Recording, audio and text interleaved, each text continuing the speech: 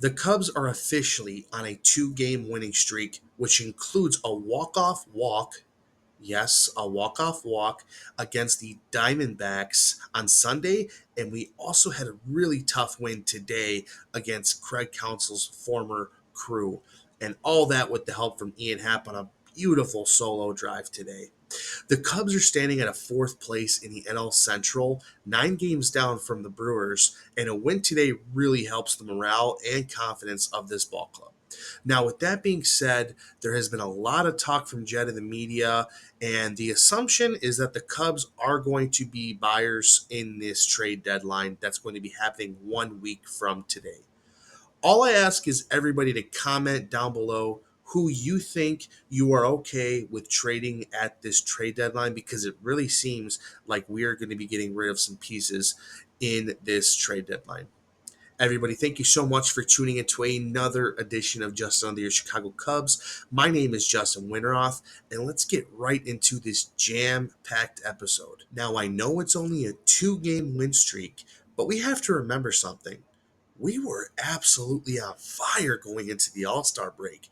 We won 9 of 12 games, and we really came into stride offensively.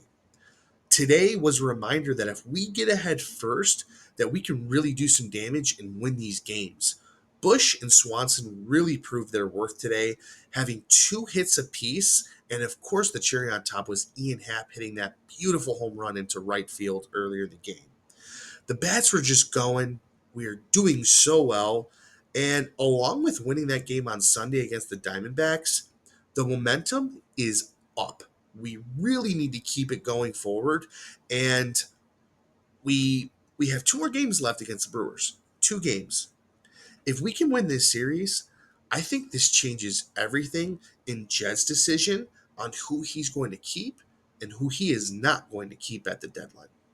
Now that we are officially halfway through the season, I don't think it's a mystery who the best player slash most clutch player has been for the Chicago Cubs. And that's none other than Ian Happ. I'm simply just trying to give this man his roses and just say that this guy was snubbed from the All-Star game. There is no reason that Ian Happ should not have been an All-Star. He is so amazing. And with that being said, his ability to hit in any situation versus any pitcher is special. I'm upset he didn't get the global recognition he deserved, but I'll say this. One, it's going to be a chip on his shoulder moving forward. And two, I am so happy, no pun intended, that he is on our team. I hope this guy remains a Cub for life and continues his greatness and his ability to keep this team hot down the line so he can make a deep run and prove everybody wrong that the Cubs are not just a 500 team that barely scrapes by, that we are a team that's not to be messed with in the National League. As always, got to give a huge shout out to our sponsor, Freshie, the world's first organic tequila seltzer. I tell everybody, every video, run to your nearest local vendor and get as much Freshie as you possibly can, because this is the drink of the summer. Thank you, Freshie. With the trade deadline being only 1 week away, Jed Hoyer made a press conference yesterday stating that this year he is looking beyond 2025 with whatever moves he makes and wants to make sure whatever moves he does make are for the long-term future of the team. Well, I have one thing to say to that. Way to make this the most vague statement ever of all time.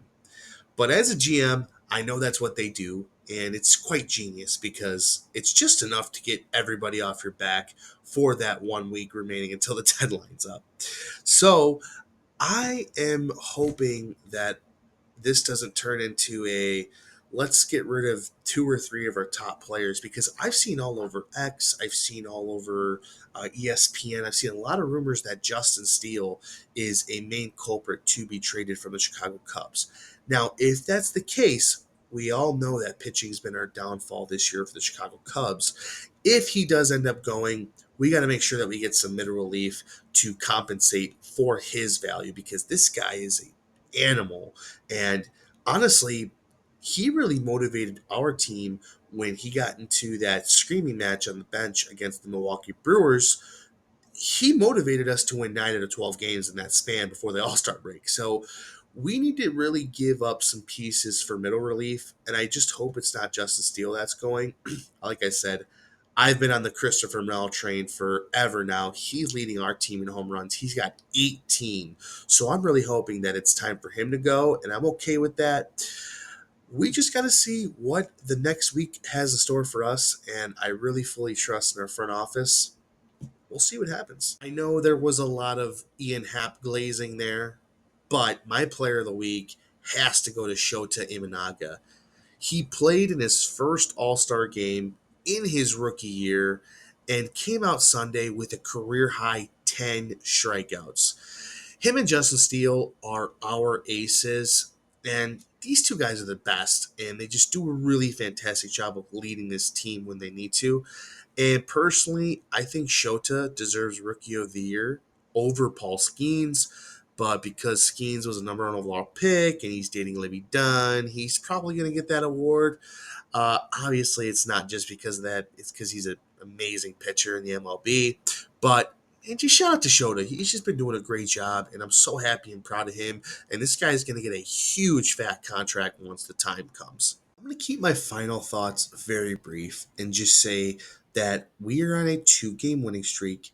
We have the possibility of sweeping the Milwaukee Brewers, and we are on a trajectory offensively that we can really, really do some damage down the line in the second half of the season here.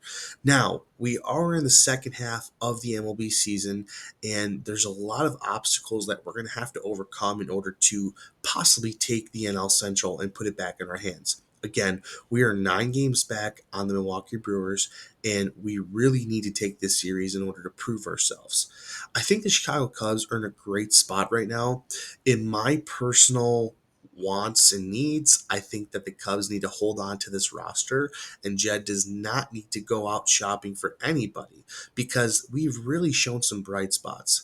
If you're going to go for anything, go for some middle relief pitching, see what you can get for maybe one key player. And we all know who I want to get rid of, but it really ultimately just comes down to this.